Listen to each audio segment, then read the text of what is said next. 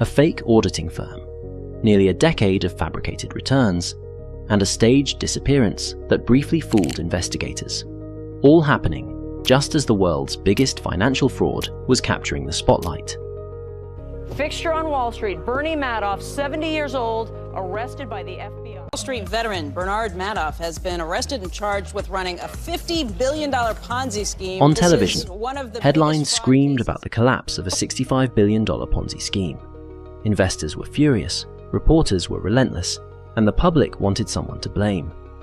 But while the spotlight stayed fixed on Wall Street's biggest scandal, another fraud, smaller but still enormous, was quietly unraveling.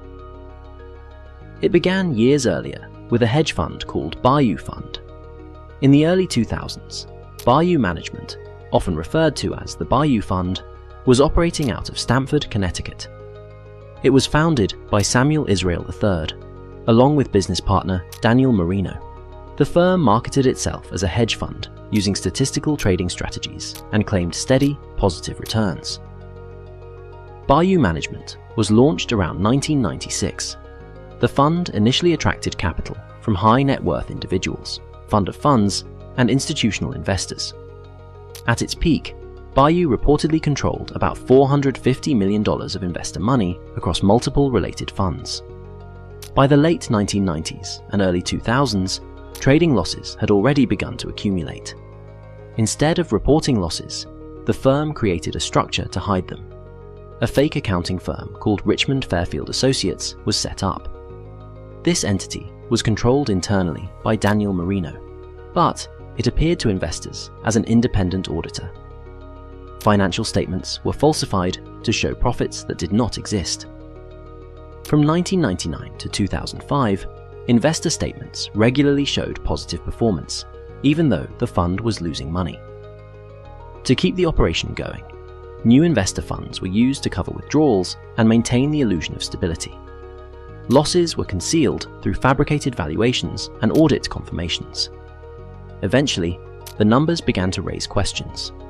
Regulators and investors began questioning the fund's numbers. In 2005, Bayou announced it would shut down and return investor capital. But when the money was supposed to be distributed, investigators and investors discovered something alarming. A large portion of the funds were gone. Federal authorities stepped in. Investigators concluded that the hedge fund had defrauded investors of hundreds of millions of dollars, with total investor exposure reaching approximately $450 million.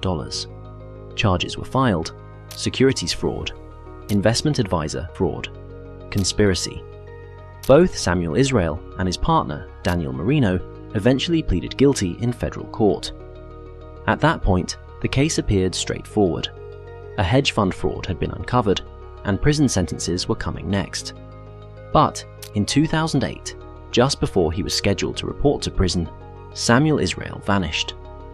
His car was found abandoned on Bear Mountain Bridge in New York. Inside the vehicle was a message suggesting he had jumped into the Hudson River. For a moment, investigators considered the possibility that the hedge fund manager had taken his own life rather than face prison. But the evidence didn't fully support that theory.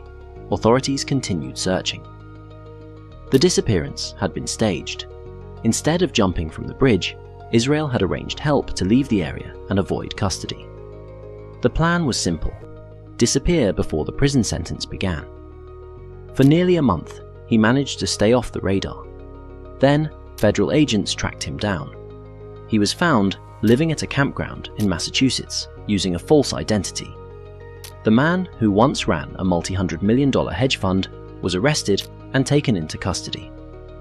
Around the same time this case was unfolding, another financial scandal dominated global headlines. It involved Bernard Madoff and what became known as the largest Ponzi scheme in history, with about $65 billion in reported account balances. Compared to that scale, a $450 million hedge fund fraud received far less media attention. But within the hedge fund industry and regulatory circles, the Bayou case became important for another reason. It exposed a major weakness in how hedge funds were verified at the time. Investors relied heavily on reported performance. Independent auditing was not always thoroughly checked. A fake auditing firm was able to operate for years without detection. After cases like Bayou and Madoff, scrutiny of hedge funds, auditors, and fund administrators increased significantly. Thanks for watching. Subscribe to the channel for economic, business, and financial stories.